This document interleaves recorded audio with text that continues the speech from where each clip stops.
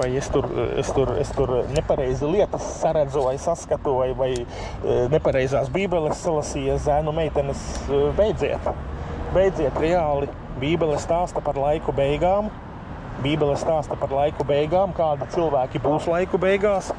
Bībele stāsta, kādi dzīvos, ko viņi izvēlēsies.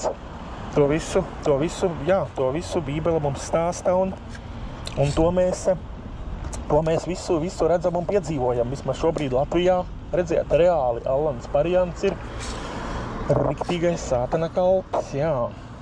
Tā kā, vot tā, puišu meitenes, nu redziet, to ģimenīti vēl tā blondā ļečī, nu jā. Nezinu, ko viņa tur dikti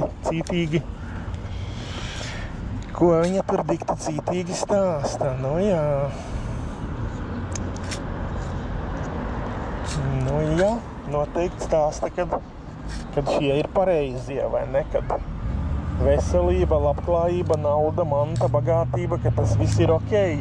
Tikai, kā mēs zinām, neskapēc visus apustuļus nosita ar akmeņiem un laikam vienīgais, kas tas bija, apustulis Jānis, laikam tikai Jānis nomira dabīgā nāvē, kā lai saka, jā, tā kā vot tā tas te notiek.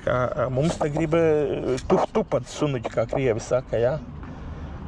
Jo, cik es savos video Pariancam esmu teicis, viņš Pariancam, lai viņš aizbrauc uz Ziemeļkoreju, lai Pariants aizbrauc uz Ziemeļkoreju un lai viņš pastāsta Ziemeļkorejā šitiem Ziemeļkorejas ticīgajiem, pastāsta par labklājību, par veselību, par naudu, mantu, bagātību, vai ne?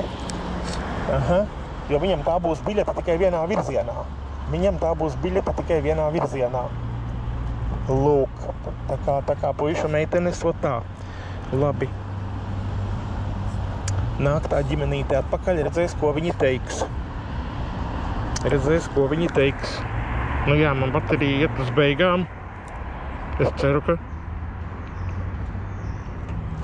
ierakstīsies. Īsti nezinu, skatīsimies, kas te notiek. Tā, laikam uzlikšu bateriju lādēties. Puišu meitenes varbūt dēļ tā man nāksies pat apstādināt video. Tūlīt es paskatīšos sekundi. Jā, es stādinu video.